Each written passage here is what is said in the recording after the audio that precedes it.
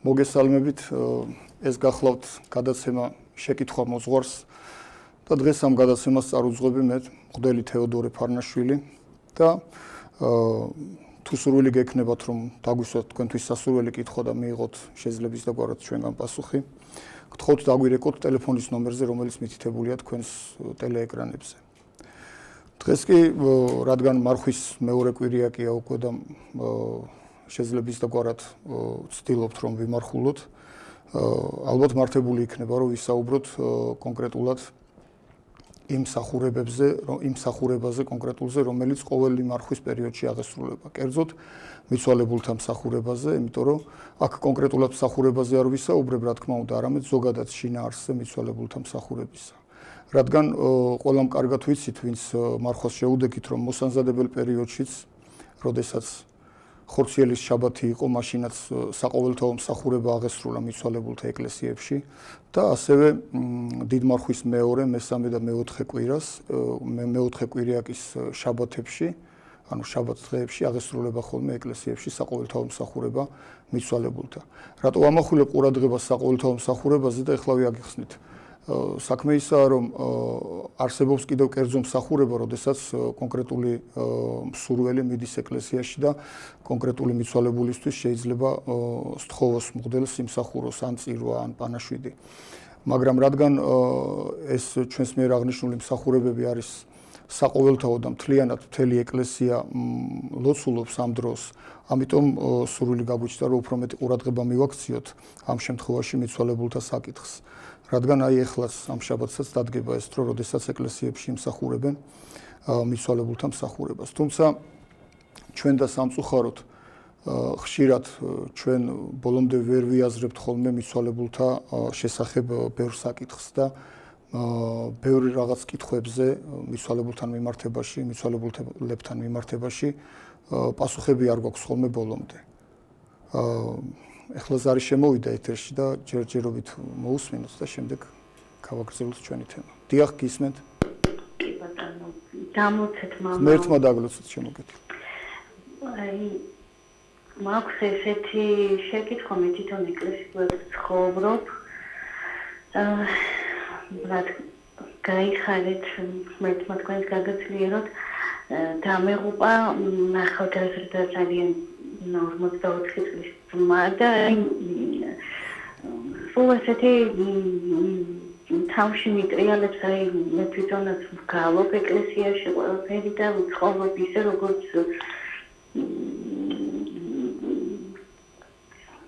როგორც ეკლესიური ადამიანი და აი სულ ფიქრობ რომ აი რაღაც გამეკეთებინა, უფრო მეტი რამე გამეკეთებინა, რომ იქნება ცოცხლა გულის პრობლემები ქონდა ჩემს და გვეუბნებოდნენ რომ ოპერაცია არ კეთდებოდა და ცხოვრობდა რუსეთში.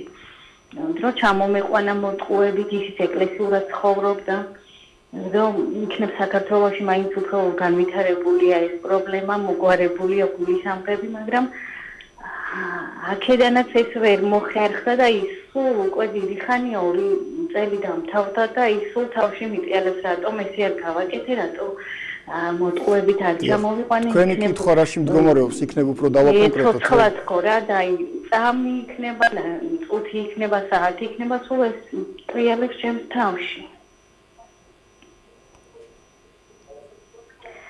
აი კითხვა ასეთი აი რომ რა ვიცი, აი რატო ფიქრობ ესე და სულ მგონია რომ რაღაც დამნაშავეც თავ იმაში რომ იქნება მეშველა რომ აქ მყოლოდა და იქნება არ გასულიყო ამ ქვეყნიდან, ნუ ეხა მოძღვარმა მითხრა ის მისი გასulis ადამიანის გასulis დღე, როდესაც არის ჩვენ ასეთ რომ ხნად ისეთ ხნად გასაგებია რა თქმა უნდა თქვენი. ალბათ ის იყო მისი გასulis დრო ამ ქვეყნიდან. აი თქვენ თვითონ მეუპასუხეთ თქვენ კითხვას ნაწილობრივ. დიახ, მოგახსენებთ, საქმე ისაა, რომ ადამიანის დაბადებასაც და გარდაცვალებასაც, რა თქმა უნდა, უფალი განსაზღვრავს, როდის იქნება. და თქვენ საკუთარ თავს ნუ იქენჯნით იმის გამო, რომ თქვენ შეიძლება შინაგანად ფიქრობთ, რომ რაღაცით უფრო მეტი შეგეძლოთ გაგეკეთებინათ და ეს ნორმალურია. თქვენი სიყვარულიდან გამომდინარე, თქვენი ძმის მიმართ სიყვარულიდან გამომდინარე, რა თქმა უნდა, თქვენ ყოველთვის გექნებათ ამისი ეჭვი, რომ თქვენ უფრო მეტის გაკეთება შეგეძლოთ და რაღაც ბოლომდე ვერ დაიხარჯეთ თქვენი ძმის სიყვარულში. მაგრამ ეს, რა თქმა უნდა, არ უნდა გახდეს იმისი საბაბი, რომ თქვენ შინაგანად ეჭვებმა გული გამოგიღრნათ და აი ეს სერიოზული სულიერი პრობლემები შეგიქმნათ ამის გამო და გაგიჩნდეთ სერიოზული ეჭვები. რადგან უფლისა არ სოფელი და სავსება მისი.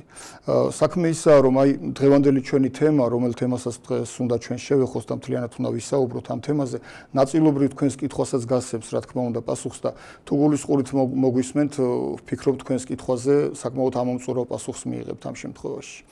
მე ვფიქრობ, რომ გავაგრძელოთ და ალბათ მართებული იქნება, რომ ვისაუბროთ მაგაზე, რომ პირველი რაც ყველაზე უფრო ხშირად აწუხებს ადამიანებს, გვაწუხებს ყველას არის სიკვდილის შიში. ზოგადად ჩვენ ბოლომდე არ ვიცით სიკვდილის შესახებ არაფერი. ნაწილობრივ ვიცით ეკლესიამ რაც გაგვიმხილა, რაც სწავლება გვაქვს ეკლესიაში სიკვდილის შესახებ და გარდაცვალების შესახებ, მხოლოდ ის ვიცით, მაგრამ ეს საკმაოდ მცირეოდენია და ფაქტიურად ჩვენ ცოდნა არ გვაქვს იმ ქვეყნიური ცხოვრების შესახებ. თუმცა წმიდა მამათა მიერ არის გარკვეული გადმოცემები, წმინდა წერილშიც არის გარკვეული ადგილები, სადაც მითითება არის თუ როგორი არის იმ ქვეყნიური ცხოვრება, მაგრამ ეს შიში ადამიანებში ყოველთვის ბატონობს, სიკვდილისადმი შიში. ეს ისეთი თემა, გარდაცვალება ისეთი თემა, რომელიც თანამედროვე საზოგადოებაში ერთგვარად ტაბუდადებულია თითქოს და ადამიანებს ხმამაღლა ლაპარაკიც კი არ უნდათ ხოლმე ამ თემაზე.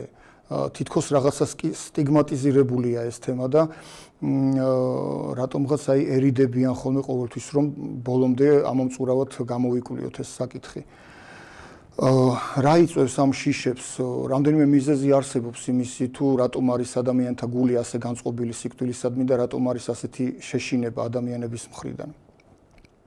პირველი, რაც ერთ-ერთი ყველაზე მთავარი მიზეზი, რატომაც ადამიანებს ეშინიათ სიკვდილისა, არის ის, რომ თავად ეშმაკი ცდილობს ადამიანთა გულებში ჩათესოს შფოთი და ერთგვარი პანიკა და შიში სიკვდილისადმი, რომ თითქოს და ეს არის ისეთი მოვლენა, რომლითაც ყველაფერი მთავრდება, თითქოს და ეს არის ისეთი კატასტროფა და ისეთი ტრაგედია, რომ ამის იქით უკვე აღარაფერი აღარ არის. ანუ ამ განწყობას ქმნის ეშმაკი ყოველი ადამიანის გულში და თუ კი ადამიანი აყვა ამ განწყობას, რა თქმა უნდა, საკმაოდ სერიოზულ ჩიხში შევა ასეთი ადამიანი. ამავდროულად არის კიდევ მიზეზი ის, რომ ჩვენ ადამიანები, თანამედროვე ადამიანები განსაკუთრებულად, იმიტომ რომ ეს პრობლემა წინათაობის და წინა საუკუნის ქრისტიანებს არ ედგათ, ზომაზე მეტად მიწიერნი ვართ და ნამეტნავი მიჯაჭულნი ვართ ამ წუთის სოფლის საკითხებს, წუთის სოფლის ყოველივე რაღაც მოვლენას ვართ ნამეტნავი მიჯაჭული და აქედან გამომდინარე მატერიალისტები ვართ გარკვეულწილად კი სიტყვით ვამბობთ, რომ ვართ ქრისტიანები, მაგრამ აი გულში მაინც რაღაცა პატარა ეჭვი გვაწუხებს ხოლმე ყოველთვის და ამიტომაც არის, რომ ადამიანებს კიდევ ეშინიათ სიკვდილზე საუბრისაც, ფიქრისაც და ასე შემდეგ. და ამავდროულად უიმედობა, იმიტომ რომ ჩვენ რას სიკვდილის შემთხვევაში, ადამიანის ახლობელი ადამიანის გარდაცვალების შემთხვევაში ჩვენ ვხედავთ მხოლოდ მის გარდაცვალებას, ანუ დამდგარ ფაქტს ვხედავთ და აქედან გამომდინარე ჩვენ ვერ ვხედავთ მისი სულის ხვედრს, ვერ ვხედავთ იმას თუ როგორ განვითარდა მისი ცხოვრება, მხოლოდ იმას ვხედავთ, რომ ადამიანი გარდაიცვალა, მისი სხეული მიწას მივაბარეთ და ეს რა თქმა უნდა გარკვეულწილად არის ჩვენთვის ტრაგედია და ეს ტრაგედია იმდენად გაბატონდება, იმიტომ რომ აი ეს სარწმუნოებრივი დუღილი, რომელიც ჰქონდათ ჩვენს წინაპრებს და პირველი საუკუნის ქრისტიანებს გნებავთ, რომლებიც სიხარულითაც კი მიდიოდნენ მოწამეს სიკვდილზე, ანუ მოწამეობაზე მიდიოდნენ სიხარულით. ანუ მათთვის სიკვდილი იყო ჩვეულებრივი მოვლენა, სიკვდილი არაფრად არ მიაჩნდათ, არ თვლიდნენ, რომ რაღაც ტრაგედიის დასაწყისია სიკვდილი. სამწუხაროდ დღეს ასე ვთვლით ხოლმე. და კიდევ არის მიზეზი ის, რომ ჩვენ არ გვაქვს შესაბამისი სიყვარული ზეციერისა. ანუ ზეციური სასუფევლის შესაბამისი სიყვარული, შესაბამისი ნოსტალგია არ გვაქვს ჩვენ უფლის სასუფევლის დამკვიდრებისა და აქედან გამომდინარე არის, რომ გარკვეული შიში ბატონობს ჩვენ გულებში და კიდევ ერთ-ერთი მიზეზი, რაც არის ზედაპირული ცოდნა, მხოლოდ შიშის სიკვდილის შესახებ. ანუ მხოლოდ ზედაპირულად ვიცნობთ ჩვენ სიკვდილს და არ ვიცით მისი სიღრმეები, არ ვიცით თუ სინამდვილეში რას წარმოადგენს ეს მოვლენა, რასაც ჩვენ სიკვდილს ვეძახით. მაშასი ჩვენ შევეცადოთ, რომ წმინდა წერილის მიხედვით, ანუ ციტატებს მოვიყვანთ ცალკეული ადგილიდან, ბიბლიის ცალკეული ადგილებიდან მოვიყვანთ ციტატებს, სადაც ჩვენ ვისაუბრებთ კონკრეტულად სიკვდილზე და ამ მოვლენაზე, თუ რა მოვლენაა და როგორ ხედავს ამას ეკლესია, როგორ ხედავენ ამას წმინდა მამბები, მოციქულები და ზოგადად რა არის ეს და ჩვენში შეიძლება უფრო სხვანაირი დამოკიდებულება გაჩნდეს ამის შემდეგ სიკვდილის მიმართ. პირველი უნდა გავიხსენოთ ის, აი გლოვასთან დაკავშირებით, რადგან სამგლოვიარო დღეები გველოდება ჯერ კიდევ შაბათობით, ახლა იქნება მიცვალებულთა მსახურებები და გლოვასთან დაკავშირებით ჩვენ უნდა გავიხსენოთ ის, რომ თანამედროვე ქრისტიანები და არა მხოლოდ ქრისტიანები, ზოგადად საზოგადოება არასწორად და არა ჯანსაღად გლოვობთ ხოლმე ხშირად და ის ფორმები, რა ფორმებითაც დღეს ჩვენ აღვასრულებთ გლოვას, ეკლესიისთვის ცოტა არ იყოს უცხოა. მაგრამ ეს ყველაფერი გამოწვეული არის ალბათ ისევ როგორც აღნიშნეთ წეგან ჩვენი ნამეტანი მატერიალისტობისაკენ მიდრეკილების გამო და ცოტა სარწმუნოებრივი კრიზისის გამო არის ეს ყველაფერი. აი ჩვენ გადავხედოთ წმინდა წერილს იოანეს სახარებაში მე-11 თავში, სადაც 4 დღემ არ ყოფილი ლაზარეს დების მიწვევით უფალი ჩვენი იესო ქრისტე მიდის ლაზარეს მოსანახულებლად, ანუ გარდაცვლილი ლაზარეს მოსანახულებლად. წმინდა წერილში წერია, რომ ცრემლეო და უფალი, ანუ ერთგვარად გარკვეული ფორმით გლოვას თავად ჩვენი უფალის გამოხატავდა ხოლმე და ლაზარე მისი მეგობარი იყო, მისი ერთ-ერთი საყვარელი მეგობარი იყო და რა თქმა უნდა იქ რომ მივიდა, მას წმინდად ადამიანურად ცრემლი მოადგა თვალზე და ბუნებრივია იტირა კიდეც ლაზარესთან. და წმინდა წერილი ამ შემთხვევაში გვაძლევს მაგალითს, ანუ თავად უფალი გვაძლევს მაგალითს, რომ ჩვენ მიცვალებულები კი უნდა დავიტიროთ, რა თქმა უნდა და უნდა ვემსახუროთ, როგორც მათ ეკუთვნით, მაგრამ ძალიან ხშირად არის ხოლმე ზღვარგადასული ეს ყველაფერი და უკვე ეს დატირება რაღაც უკვე ანომალიაში გადადის ხოლმე ხშირად, რაც რა თქმა უნდა, რაზეც ეკლესია არ გვაკურთხებს და ჩვენთვის ნათელი მაგალითია, აი მაგალითად როგორ მონასტერში როგორ ხდება ხოლმე მამათა მონასტერში იქნება თუ დედათა მონასტერში გალობით, წიგნის კითხვით, ლოცვით, აი ამნაირად მსახურობენ მიცვალებულისათვის და ავედრებენ უფალს მის უკვდავ სულს. მაგრამ აი ერში ცოტა სხვანაირად ხდება ხოლმე ჩვენ და სამწუხაროდ და ეს ცოტა არ იყოს დარღვევებია ხოლმე მანდ. ეხლა გავაგრძელოთ წმინდა წერილის თვალით დანახული ეს საკითხი და უფრო საცნაური გახდება ჩვენთვის თუ რა თემას შევეხეთ და რაზეა ეს დღევანდელი ჩვენი საუბარი. თესალონიკელთა მიმართ პირველ ეპისტოლეში, რომელიც იკითხება შაბათის მიცვალებულთა მსახურებაზე, საუბარია ასეთ რამეზე. ხოლო არა გუნებავს უმეცრებაი თქვენი ძმანო შესვენებულთა მათვის, რაით არ ასწუხდეთ, ვით არცა იგი სხვანი, რომელთა არ აქვს სასოებაი. რამეთ უკეთ უკრწამს, ვით არ მედი ესო მოკვდა და აღდგა, ეგრეცა ღმერთმა შესვენებულნი იგი ესოს მიერ მოიყვანეს მისთანა. აი ამ მცირეოდენ საკითხავში ნახეთ როგორა თავიდანვე საუბარია იმაზე, რომ პავლე მოციქული ეუბნება თესალონიკელებს და მათ შორის, რა თქმა უნდა, ჩვენს გვესაუბრება, რომ არ აგუნებავს უმეცრებაი თქვენი შესვენებულთ, ანუ მიცვალებულთათვის უმეცრებაში რო არიან ადამიანები, არ გვინდა რომ ეს ადამიანები იყვნენ უმეცრებაში და არ მიემსგავსონ ურწმუნო ადამიანებს, რომლებიც სხვანაირად იქცევიან. გავიმეორებ და უფრო თვალსაჩინო გახდება. ხოლო არ აგუნებავს უმეცრებაი თქვენი ძმანო შესვენებულთა მათთვის, ანუ მიცვალებულთათვის არ გვინდა რომ უმეცარნი იყოთ.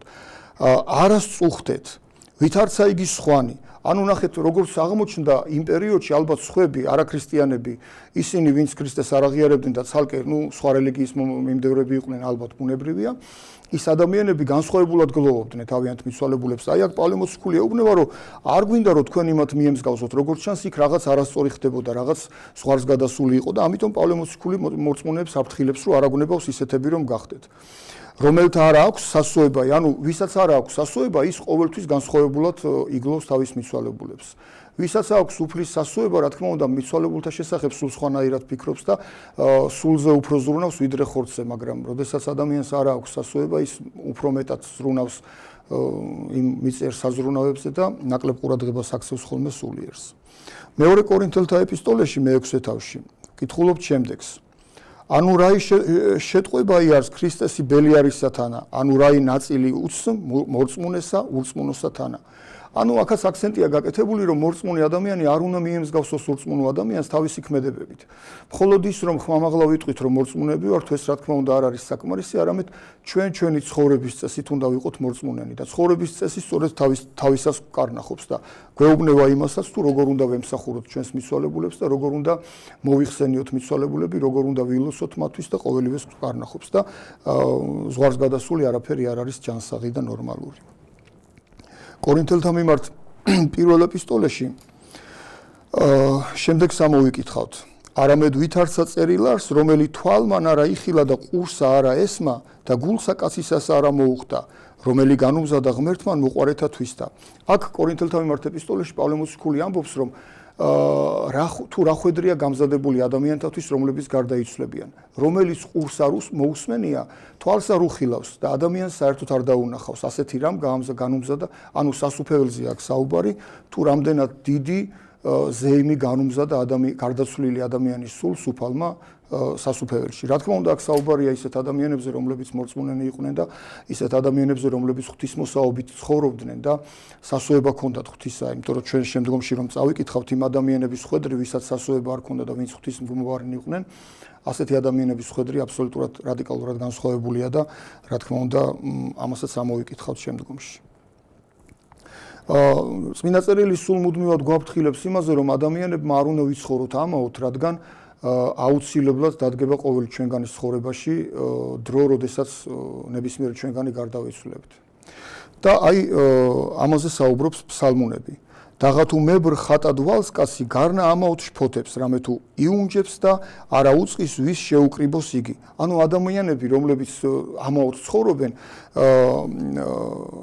არ იციან ვის შეუკრიბონ, ანუ ის მონაგები, ის ქონება, რომელიც ამაოებით დააგროვეს, ვისთვის შეკრიბეს, იმიტომ რომ ყოველი ადამიანი ადრე თუ გიან გარდაიცვლება და ის ქონება რჩება ამ ქვეყანაზე კი, შეიძლება ზოგიერთ შემთხვევაში შვილებს დარჩეთ, ოჯახს დარჩეს, მაგრამ ეს ნუგეში არ არის სულისათვის, რადგან ყველაზე მთავარი არის, რომ ადამიანმა სულიერი საუნჯე მოკრიფოს, სულიერი საუნჯე შეაგროვოს და აი ამ სულიერი საუნჯის კვალობაზე და სულიერი საუნჯის სიმრავლის კვალობაზე გამართლება ჰპოვოს უფლის წინაშე და არა ის, რომ ყოველივე მოიხოჭოს ამ ქვეყნიური და სამაგიეროდ საკუთარი სული წარიწყმიდოს. მიახლოებით იგივე თემაზე საუბრობს იერემია წინასწარმეტყველთან, მეორე თავში არის ამაზე საუბარი. ხოლომე დაგნერგე შენ ვენახი ნაყოფის გამომღებელი. ანუ უფალი გვეუბნება, რომ ყოველი ადამიანი ხართ როგორც ვენახი ნაყოფის გამომღებელი და ყოველი ადამიანი, რომელიც დაიბადა ამ ქვეყანაზე, ყოველმა ადამიანმა ნაყოფი უნდა გამოიღოს როგორც ვენახმა და სწორედ ამაზეა საუბარი. ხოლომე დაგნერგე შენ ვენახი ნაყოფის გამომღებელი, ყოვლად ჭეშმარიტი. ვით არ გარდაიქეთ სიმწარეთ ვენახი უცხოი. ანუ ნახეთ, ადამიანი, რომელიც ღმერთს განუდგა, გადაიქცა სიმწარეთ. ანუ უცხო ვენახად გადაიქცა უფლისათვის. და უფალი ეუბნება, რომ მე ყოველი ადამიანი დავნერგე ვენახად, რომელმაც უნდა ნაყოფი გამოიღოს უფლის წინაშე. და აი ეს ყველაფერი ჩვენთვის, როდესაც ამას ვკითხულობთ, რა თქმა უნდა, სამაგალითო უნდა გახდეს ხოლმე, რომ ყოველმა ჩვენგანმა გავიაზროთ, როგორ ცხოვრობთ. ვართ ვენახი კეთილი თუ ვართ ვენახი მწარე, რომელიც იერემია წინასწარმეტყველთან არის აღწერილი. ეკლესიასტესთან შემდეგს ვკითხულობთ. ამაოებათა თქვა ეკლესიასტემ, ამაოებათა ყოველივე ამაო არს. აქ აქცენტი აქვს გაკეთებული ეკლესიასტეში აქცენტია გაკეთებული იმაზე, რომ ყოველივე ამ სოფლისა და ყოველივე ამ წუთიერი არის ამაოება და ადამიანმა უფრო მეტად უნდა იზრუნოს სულიერზე, ვიდრე ხორციელზე. კიდევ ერთხელ ეკლესია გვაფრთხილებს ამაზე. და იგივე ეკლესიასტესთან ვკითხულობთ შემდეგს. ვიხილენ ყოვლითურთ, რომელნი ქმნილ არიან მზესა ქვეშე და აჰა ესე რა, ყოველივე ამაო და გამორჩევა ის სულისა. ანუ აქ კიდევ ერთხელ აქცენტია გაკეთებული იმაზე, რომ ადამიანმა ზომაზე მეტად არ უნდა იზრუნოს ამ ქვეყნიურ საზრუნავზე.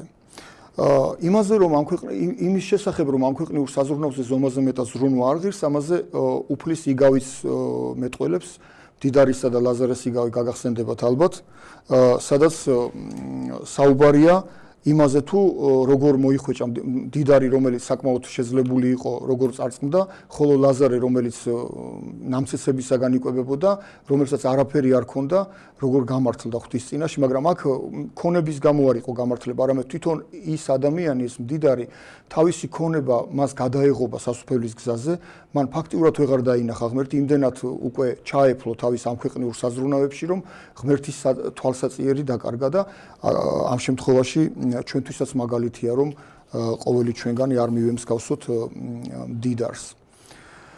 ხო და აი კიდევ ესე აქცენტები უნდა გავაკეთოთ იმაზე, თუ რა არის სიკვდილი ბოლო-ბოლო. ერთის მხრივ შეიძლება ვთქვათ, რომ არის გარდაცვალება, ადამიანის გარდაცვალება მხოლოდ სხეულის გაყრა სულისაგან. მეორეს მხრივ შეიძლება ვთქვათ, თუ მორწმუნე ადამიანი არ არის და თუ არის ურწმუნო ამის მთქმელი, შეიძლება თქვას ადამიანმა, რომ ეს არის დასასრული ყოველივესი და ამის მერე არაფერი არ არის. და ამ ყველაფრის შესახებ, რა თქმა უნდა, წმინდა წერილიც საკმაოდ შინაარსიანად გვესაუბრება და გვეზრახება. ამიტომ ალბათ მართებული იქნება გავაგრძელოთ